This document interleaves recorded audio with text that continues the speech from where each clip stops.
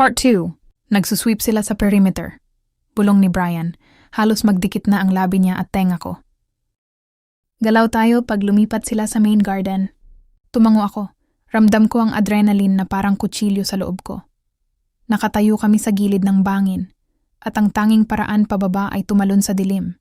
Tumingin ako kay Papa at sa isang segundo, nabasag yung pagka-stiff at cold niya. Takot na takot siya. Hindi para sa sarili niya, kundi para sa amin. Ana, kahit anong mangyari, itago mo yung tape. Yun na lang ang tanging key natin, pabulong niyang sabi. Tapos, parang on cue, may dumaang flashlight sa harap ng shed namin. Muntik na kaming makita. Takbo! Sigaw ni Jerome. Bumanat kami. Ang lamig ng hangin parang nangangagat sa balat habang kumaripas kami ng takbo papunta sa ravine. Hindi na kami lumingon sa mga ilaw, sa bahay, o sa buhay na ginigiba na ng mga awtoridad. Tumatakbo kami papunta kay Chloe, nagdarasal na sana hindi siya nakikita ng radar. Ang trek sa ravine, pure agony.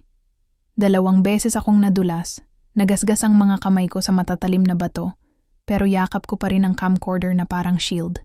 Nag-iispin ang utak ko sa mga tanong. Kung pulis sila, sino ang nagtip? Si Isabela ba? O may mas mataas pa sa kanya sa city chain of command? Sobrang bigat. Pero ang urge na mabuhay, napatunayang hindi lang kami basta pawns. Mas nagbabaga kaysa sa kahit anong takot.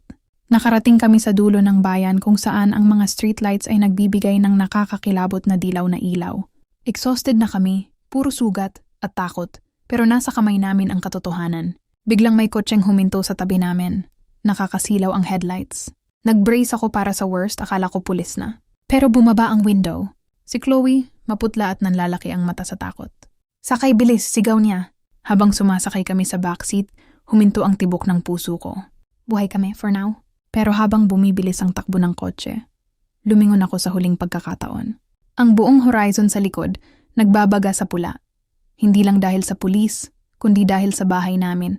Ang aming tahanan, habang ang makapal at maitim na usok ay humahalo sa gabi. Hindi lang kami inaaresto.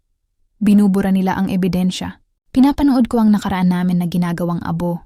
Hindi nagsalita si Chloe habang nagmamaneho. Sobrang puti na ng knuckles niya sa manibela. Inabot niya ang isang burner phone sa lap ko. Nagbuzz to, nagliwanag sa dilim ng kotse na may notification na nagpalamig sa dugo ko. I know you have the tape, Anna. Turn it in or your brother dies next. Nawala ang lahat ng hangin sa tiyan ko. Hindi si Isabela yon. Ibang tao. Yun na alam kung saan kami papunta. End of chapter 18. The fire wasn't an accident, it was a message. And now that they've threatened Jerome, all bets are off. We're not running anymore, we're fighting back, even if it kills us. See you in chapter 19. Follow Story Corner for more narrated romance stories. New chapters every day.